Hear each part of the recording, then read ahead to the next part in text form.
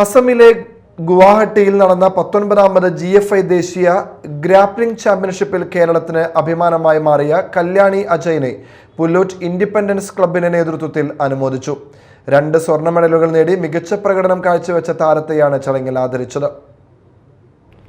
അസമിലെ ഗുവാഹട്ടിയിൽ നടന്ന 19ാമത് GFI ദേശീയ ഗ്രാപ്ലിംഗ് ചാമ്പ്യൻഷിപ്പിൽ കേരള ടീമിനു വേണ്ടി മികച്ച പ്രകടനം കാഴ്ചവെച്ച് സംസ്ഥാനത്തിന് അഭിമാനമായി മാറിയ കല്യാണി അജയനെയാണ് പുല്ലൂറ്റ് ഇൻഡിപെൻഡൻസ് ക്ലബ്ബ് അനുമോദിച്ചത്.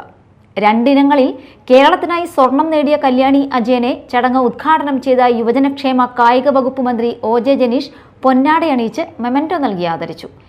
ദേശീയ മത്സരങ്ങളിൽ പങ്കെടുക്കുന്ന കായിക താരങ്ങൾ നേരിടുന്ന സാമ്പത്തിക ബുദ്ധിമുട്ടുകൾ ഉൾപ്പെടെയുള്ള പ്രശ്നങ്ങൾക്ക് പരിഹാരം കാണുകയും മികച്ച കായിക സംസ്കാരം വളർത്തിയെടുക്കുകയും ചെയ്യുമെന്ന് മന്ത്രി ചടങ്ങിൽ വ്യക്തമാക്കി.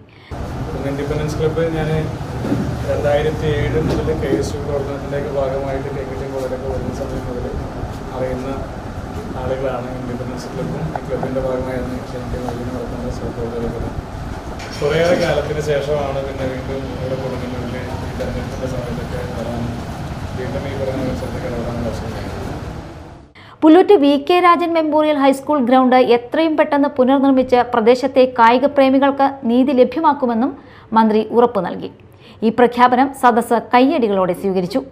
പുല്ലൂറ്റ് ഇൻഡിപെൻഡൻസ് ക്ലബ്ബ് സംഘടിപ്പിച്ച അനുമോദന ചടങ്ങിൽ ഷെറിൻ K മൊയ്തീൻ അധ്യക്ഷനായി. സത്താർ പുഴങ്കരയില്ലത്ത്, ബൈജു MV, നിസാം കാസിം, ഹാഷിം മഞ്ഞന, സുജ ജോയ് കൊല്ലംപറമ്പിൽ, ഹഫ്തസ്, ഹസീന എന്നിവർ സംസാരിച്ചു. Media time, Kodungallur.